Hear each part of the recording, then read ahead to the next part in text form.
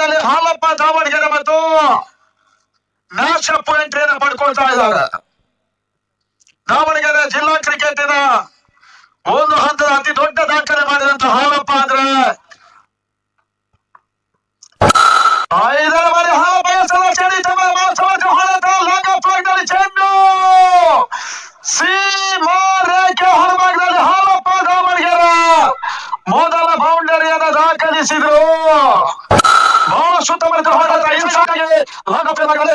ಮಿತ್ರರಂಗದ ಮೊದಲ ಬೌಂಡರಿಯ ಸೇರ್ಪಡೆಯೂ ಕೂಡ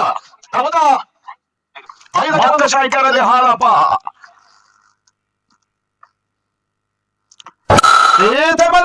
ಚೆಂಡು ಹಾಲಪ್ಪ ದಾವಣಗೆರೆ ಮುಖ್ಯವಾಗಿ ಬಹಳ ಸುತ್ತಮುತ್ತ ರಿವರ್ಸ್ ಶಾಟ್ ಬ್ಯಾಕ್ವರ್ಡ್ ಪಾಯಿಂಟ್ ಮತ್ತು ಗಲ್ಲಿ ಭಾಗದಲ್ಲಿ ಮತ್ತೆ ಬೌಂಡರಿಯನ್ನು ದಾಖಲಿಸಿದ್ರು ಹಾಲಪ್ಪ ದಾವಣಗೆರೆ. ಬಹಳ ಸುತ್ತಮುತ್ತ ಹೊಡೆತ, ಬಹಳಷ್ಟು ವರ್ಷಗಳ ಎಕ್ಸ್ಪೀರಿಯನ್ಸ್ ಇರುವಂತ ಆಟಗಾರ.